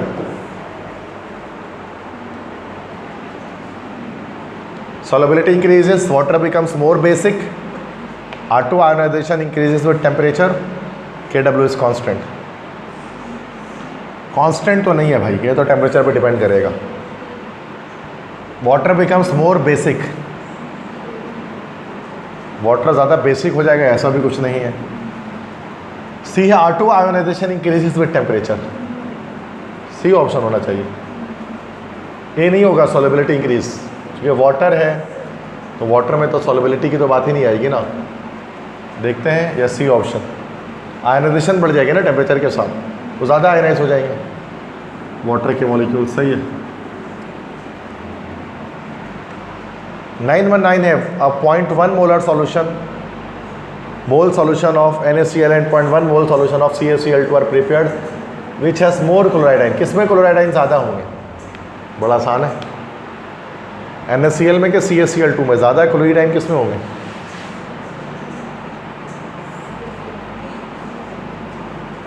हाँ बोले।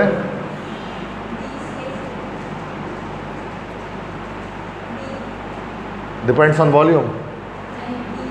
बी कैल्शियम क्लोराइड, बिकॉज क्योंकि एक हमारा जो आयन है वो प्रोड्यूस कर रहा है, एक क्रिस्टल हमारा 2 Cl- आयन प्रोड्यूस कर रहा है ना, तो यार ये एक कर रहा है तो वो ज़्यादा प्रोड्यूस करेगा। B option correct.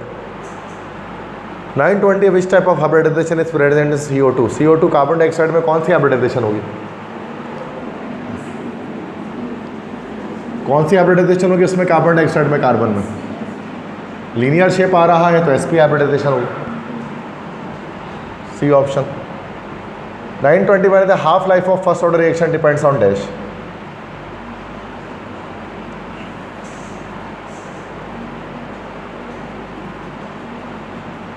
Half life तो हम लोगों ने पढ़ा ही नहीं है, ये फेडरल बोर्ड का सवाल आया हुआ, पता आंसर आपको इसका? ये फेडरल बोर्ड से आ गया। फर्स्ट ऑर्डर रिएक्शन की हाफ लाइफ किस चीज़ पर डिपेंड करती है? हाफ लाइफ ऐसे ए तो नहीं होगा, इनिशियल कंसंट्रेशन में डिपेंड तो नहीं करेंगे ना फाइनल पे करेंगे। रेडियो एक्टिविटी जब होती है ना तो इनिशियल कंसंट्रेशन से कोई ताल्लुक नहीं होता हाफ लाइफ का, या तो टेम्परेचर या ओनली द रेट कांस्टेंट है। आई थिंक कि सिर्फ रेट कांस्टेंट पे डिपेंड करेगी, ये डी ऑप्शन सही है। ये फेडरल बोर्ड का सवाल है, सिंध बोर्ड में नहीं आता ये। 922 है, the bond angle in BF3 is dash, बड़ा आसान है। C 120 डिग्री जो ट्रायगोनल प्लेनर शेप है, 923 which statement is false about equilibrium?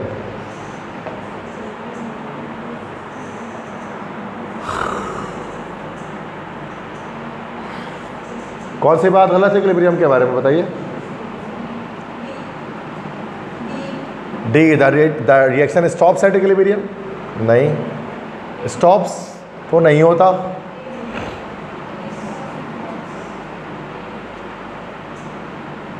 अच्छा फॉल्स कह रहे हैं ना, सॉरी मुझे कहा ट्रू कह रहे हैं, जैसे रिएक्शन स्टॉप नहीं होता है, डी ऑप्शन।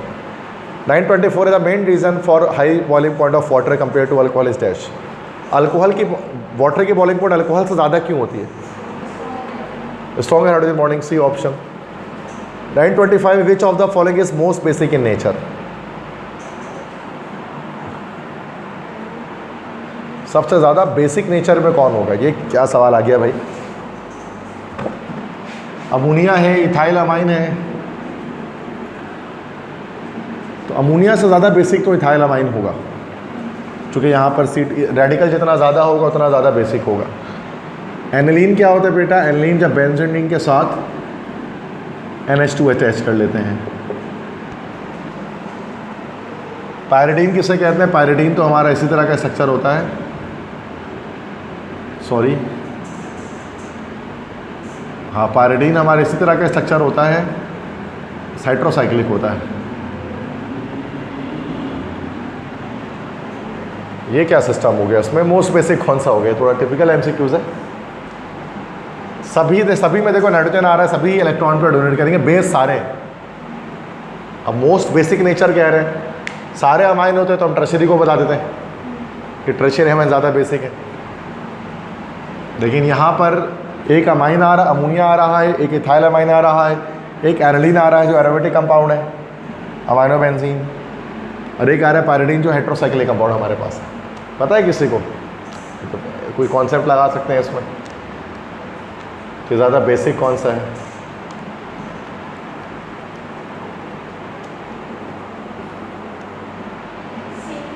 सी ऑप्शन, एनिलीन। रीज़न कुछ रेजोनेंस की वजह से, क्योंकि रेजोनेंस की वजह से एसिड भी बनता है ना, जैसे फिनॉल ज़्यादा एसिडिक होता है रेजोनेंस की वजह से, तो एनिलीन ज़्यादा एसिडिक रेजोनेंस की वजह, बेसिक हो सकता है रेजोनेंस की वजह से ही।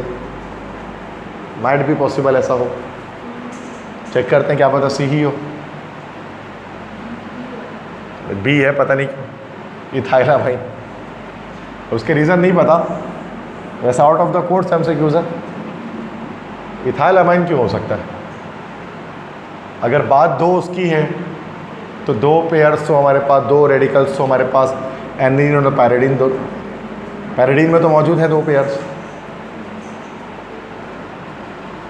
पता नहीं, चलो छोड़ो उसको।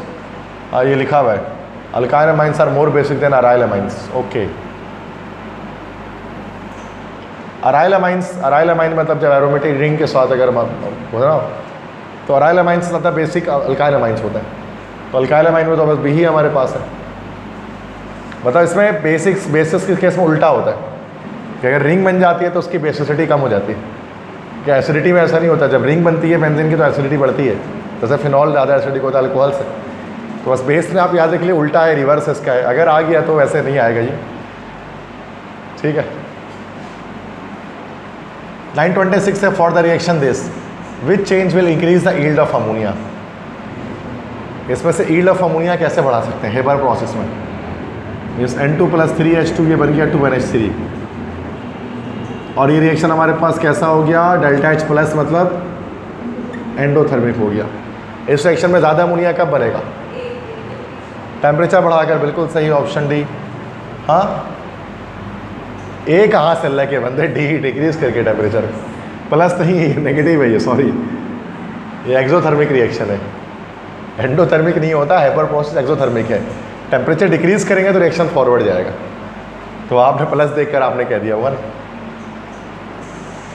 927 है, identify the correct electronic configuration of, correct electronic configuration determine करें। ऑफ क्या? ऑफ के बाद तो लिखा भी नहीं है, शायद ऑफ क्रोमियम कह रहे हैं, है ना? क्रोमियम की करेक्ट इलेक्ट्रॉनिक कॉन्फ़िगरेशन क्या होगी बताइए? सी होगी ना 4s1 जो स्टेबल इलेक्ट्रॉनिक कॉन्फ़िगरेशन। डी आ रहा है, पता नहीं सवाल ही गलत है, क्रोमियम होता तो सी हो जाता। 920 which graph best represents the relationship between pressure and volume of ideal gas at constant temperature. Constant temperature मतलब हो गया ये बॉयल्स लॉ। बॉयल्स लॉ में कर्व बनता है, तो क्या हो जाएगा इसका आंसर? सी हो जाएगा, हाइपरबोलिक कर्व।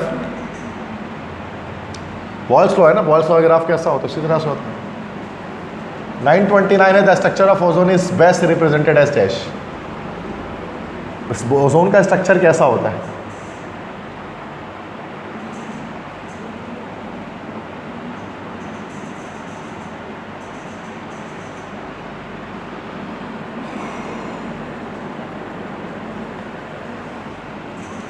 देखा है कभी ओजोन O3 का स्ट्रक्चर? O3 होता है ना ओजोन।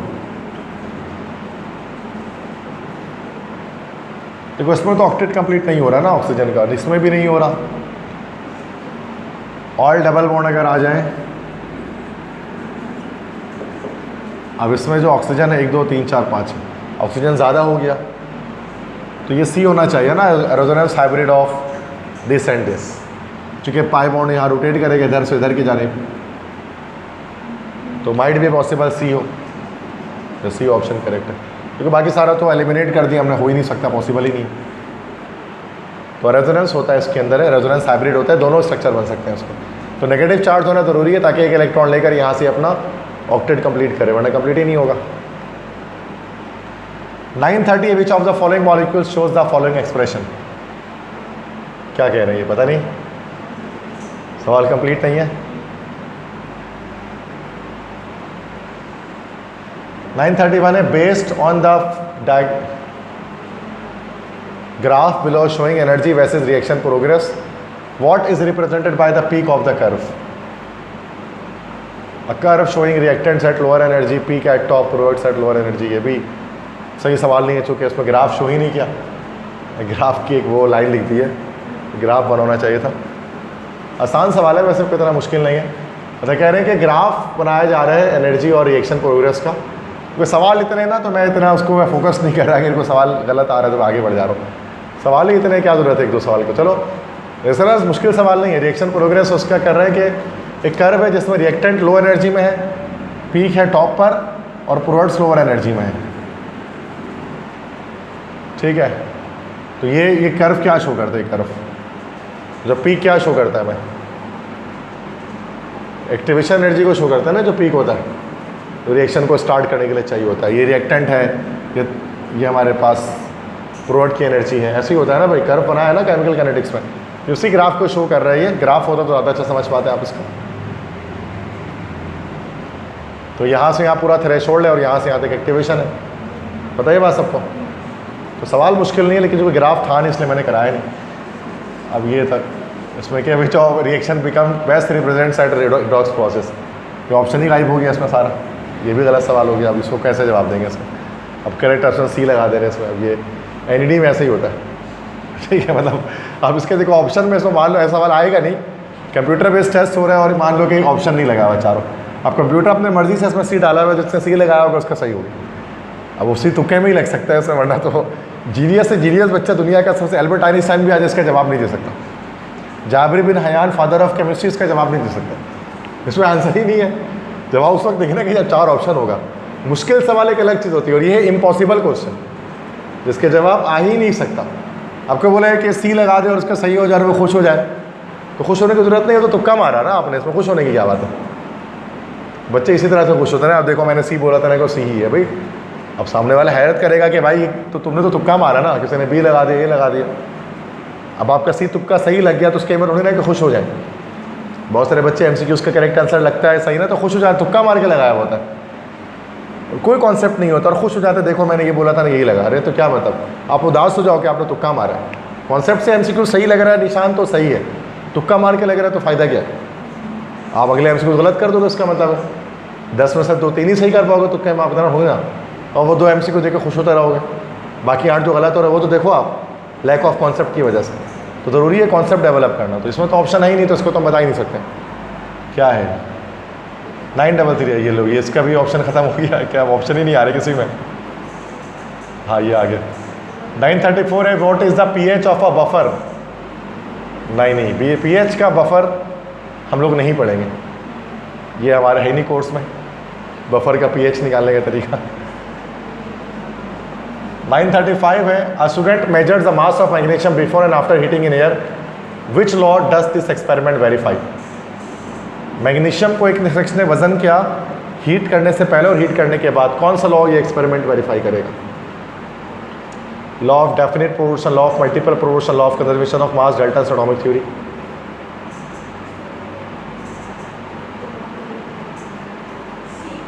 सी ऑप्शन है, law of conservation of mass को प्रूव कर सकता है ये। 936 इसमें भी ऑप्शंस नहीं है। 937 इसमें ग्राफ नहीं है, ये भी नहीं करेंगे। क्या कह रहे हैं, द लेटेंट हीट इन्वॉल्व, पता नहीं यार, ग्राफ नहीं है इसमें, ऑप्शंस तो आ ही नहीं रहे। ओके 939 है, इन अ titration 25 ml of NaOH of unknown molarity neutralizes 50 ml of 0.1 molar HCl. What is the molarity of NaOH? इसका फॉर्मूला तो आप जानते हैं, ये बेसिक हो जाएगा ना, ये हो जाएगा MaVa is equal to MbVb, ऐसे ही बनेगा। ये हो जाएगा Ma हो जाएगा हमारा 0.1, Va हो जाएगा 50, Mb हो जाएगा, यही तो मालूम करना है, और Vb हो जाएगा 25। तो Mb क्या आ जाएगा 0.1 इंटू 50 डिवाइड बाई 25, ये 1 हो गया, ये 2 हो गया, और जब 0.1 2 से मल्टीप्लाई होगा तो 0.2 आ जाएगा। ए ऑप्शन करेक्ट हो जाएगा, 0.2 मोलर। ठीक है, ऑप्शन बहुत सारे में नहीं आ रहे ना, पता नहीं क्यों। 941 है, which diagram correctly shows sp2 hybrid orbital. किसमें sp2 हाइब्रिड ऑर्बिटल होंगे, बोले सही बोले, जोर से बोले। ट्रायगोनल प्लेनर, बी ऑप्शन सही है। 942 in the expression R is called dash. Expression ही भूल गया लिखना, P इक्वल टू nRT। यहाँ पर R क्या है, universal gas constant, C option. 943 a compound has the empirical formula CH2 and molar mass 56. What is its molecular formula? Empirical formula से molecular formula बताना है, स्मॉल n मालूम करना पड़ता है उसके लिए। स्मॉल m किसके बराबर है, molecular formula mass divided by empirical formula mass, ये आ गया 56 और CH2 आ गया 12 और 2 14, 14। तो 14 के टेबल में 56 आता है, 14 6 दा 14 3 दा 14 4 दा 4 4 दा 16 4 दा, यस 4 से कट गया ये, तो n की वैल्यू 4 आ गई, तो मॉलिकुलर फार्मूला कैसे निकल जाएगा, empirical formula multiply by n, तो CH2 को मल्टीप्लाई कर दिया 4 से, ये आ गया C4H8। डी ऑप्शन समझ में आया कैसे निकला, पहले n निकाला देन मॉलिकुलर फार्मूला निकाल लिया, तो डी ऑप्शन आ गया। ब्यूटीन मतलब ये कंपाउंड था। 944 है, which energy level transition release the most energy, ये तो हो गया पीछे, सबसे पहला एमसीक्यू यही था। 945 the graph of zero order reaction is dash.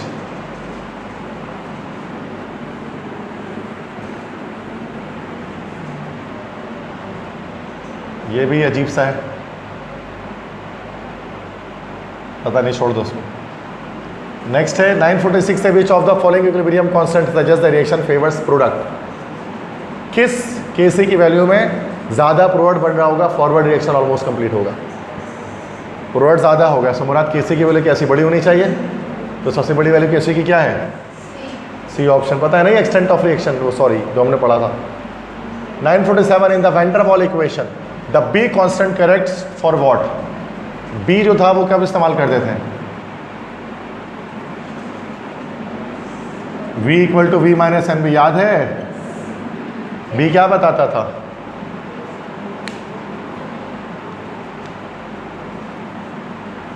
Gas के मॉलिक्यूल्स के वॉल्यूम को शो करता था ना ये बी।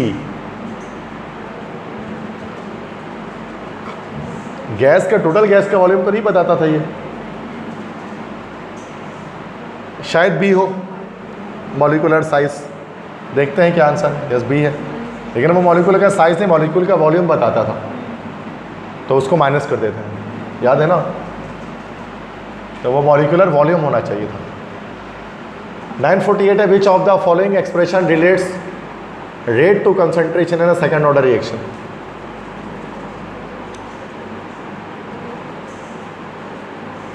ये क्या पूछ रहे हैं? सेकंड ऑर्डर रिएक्शन तो डी भी है, पता नहीं इसमें क्या पूछना है, ये समझ में नहीं आया। तो कुछ क्वेश्चन होता है जो सवाल ही में थोड़ा सा चेंजिंग होती है ना, समझ में नहीं आता। 949 है it in the expression of Rawls law what does represent, क्या मतलब रॉल्स लॉ में क्या एक्सप्रेस, ये भी सवाल सही नहीं है। रॉल्स लॉ में कोई चीज़ इक्वेशन आनी चाहिए थी, वैसे तो रॉल्स लॉ तो हमारे हैवी रिड्यूस, मतलब वो नहीं है हमारे सिलेबस में, तो बिना वजह परेशान नहीं होना। The reaction is an given reaction missing हुआ भाई, आगे टाइपिंग मिस्टेक्स है, रिएक्शन ही नहीं दिख रहा। चलो अच्छा है हमारे एमसीक्यूज निकल रहे, जल्दी जल्दी 1000 तक पहुंच जाएंगे। 951 है for a spontaneous process all temperatures which condition must be zero. एक स्पॉन्टेनियस प्रोसेस में क्या कंडीशन लाजमी ट्रू होने चाहिए? स्पॉन्टेनियस प्रोसेस से क्या मुराद है? एक्सोथर्मिक प्रोसेस जैसे एक स्पॉन्टेनियस होता है। डेल्टा एच की वैल्यू भी ग्रेटर लेस देन जीरो होनी चाहिए, मतलब माइनस में होनी चाहिए, और एंट्रोपी भी लेस देन जीरो होनी चाहिए ना, बी ऑप्शन होना चाहिए। एंट्रोपी ग्रेटर देन जीरो होनी चाहिए, चूँकि स्पॉन्टेनियस प्रोसेस में डेल्टा एच जीरो होगा ना भाई, क्योंकि एक्सोथर्मिक की बात कर रहे हैं, स्पॉन्टेनियस एंडोथर्मिक तो नॉन स्पॉन्टेनियस है, लेस देन जीरो। और एंट्रोपी जो है चेंज इन एंट्रोपी वो क्या होती है? एक्सोथर्मिक के लिए ग्रेटर देन जीरो होती है, लेस देन जीरो होना चाहिए ना, इसका ऑप्शन बी होना चाहिए। क्या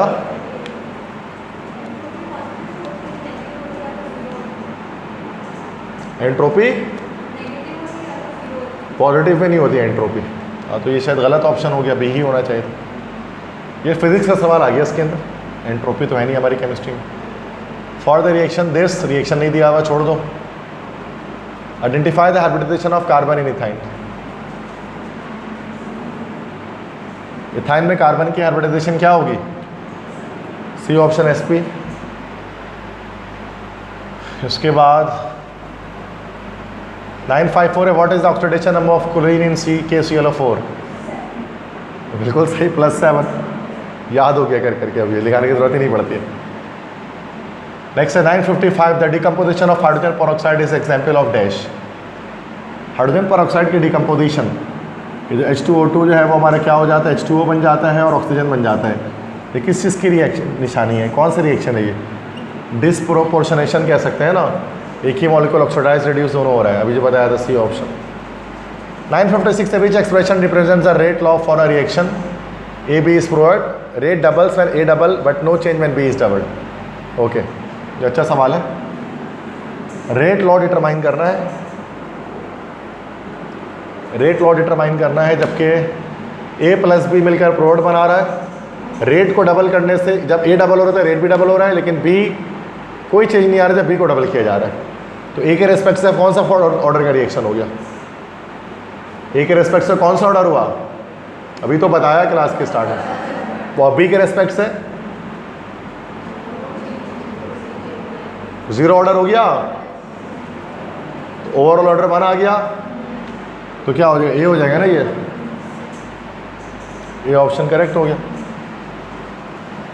next 957 the pressure of 1 mole of an ideal gas is doubled when temperature remains constant, what happens to the volume?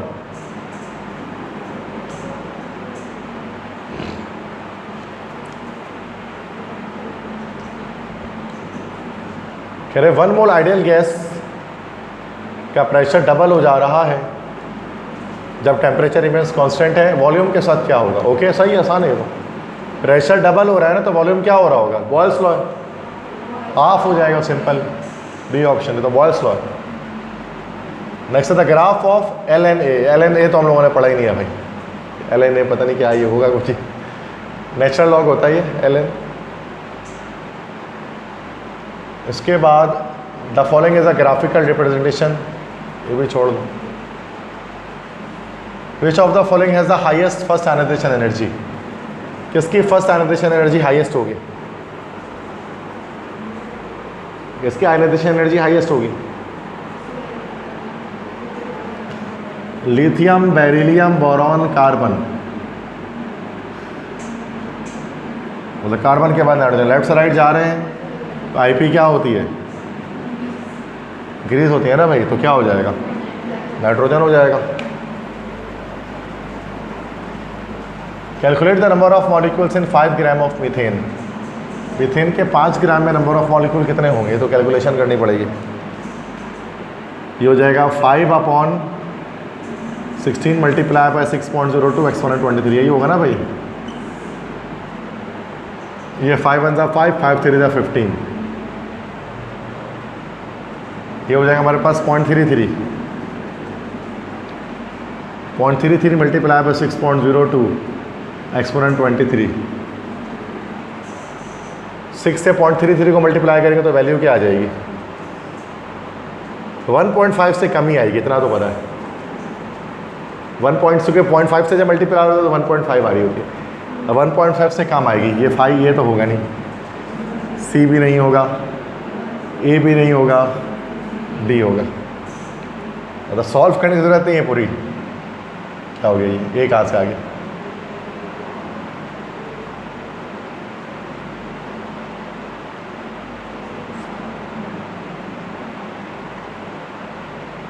One upon 3 1 नहीं भाई, सही है, सी होना, डी होना चाहिए। सही है, तब सॉल्व कैलकुलेटर से करेंगे तो ये आ जाएगा, डी आ जाएगा। ये पॉसिबल ही नहीं है 1.8 आना, क्योंकि ये इससे जब 0.5 जब मल्टीप्लाई होता है इससे, ये हमारे पास आ रहा होता है, दिस इज, सॉरी नहीं, गलत हो गया, सॉरी 0.5 जब मल्टीप्लाई होता है तो ये आता है हमारा 3.01 एक्सपोनेंट 23। सॉरी, दोबारा से लेते हैं। 3.0123 आता है ना भाई, 3.01 से कम आंसर आना चाहिए। तो ना ए बी आएगा ना सी आएगा। अब ए आ सकता है और डी आ सकता है, लेकिन जब ये 0.25 होता है तो 1.505 होता है। तो 1.505 से ज़्यादा बड़ा होना चाहिए। तो 1 से बड़ा सा क्या हो गया? ए 1.88 हो गया। सही, वो मैं गलत सोच लिया। तुम लोग भी सुने यार, बताओगे ना यार कि ये चीज़ हो रही है, समझ गए? तो अब बताओ तो ये चीज़ गलत कर रहा हूँ मैंने उसको मल्टीप्लाई किया और मैं इसको निकाल रहा हूँ।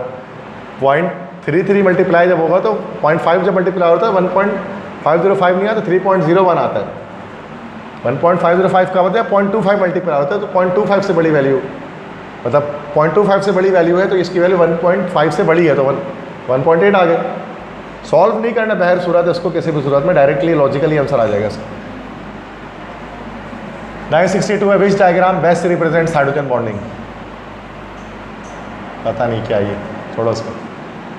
ये सारे डायग्राम है जो बनाए भी नहीं उन्होंने। 963 है, which has highest conductivity in aqua solution. Aqua solution में सबसे ज़्यादा करंट को कंडक्ट कौन करेगा? बी ऑप्शन है, NaCl सोडियम क्लोराइड। बिल्कुल सही। 964 the nuclear charge experience by valence electron is dash. Valence electron जो न्यूक्लियर चार्ज फील करते हैं उसको क्या कहा जाता है पता है? इफेक्टिव न्यूक्लियर चार्ज कहते हैं ना, इसको जेड इफेक्टिव से भी इस तरह से शो कर रहे होते हैं। तो ये ऑप्शन इफेक्टिव न्यूक्लियर चार्ज कहलाता है। ये है ही नहीं इसमें, चलो हटाओ। The solubility product of AgCl is this, what is the molar solubility? AgCl का सॉल्युबिलिटी प्रोडक्ट ये निकला है। तो Ksp की वैल्यू दी भी है और Ag प्लस और Cl माइनस के बराबर होता है ना ये। तो 1.6 एक्सपोनेंट -10 है, ये x स्क्वायर के बराबर हो गया। तो x क्या निकल जाएगा? अंडर रूट ले लेंगे 1.6 एक्सपोनेंट माइनस इसका रूट ले रहे हैं। रूट लेंगे तो पावर 10 से 5 हो जाएगा। ये सभी 5 हुआ है, मतलब d नहीं है, बाकी कुछ भी हो सकता है। 1.6 का रूट लेंगे तो क्या निकलेगा?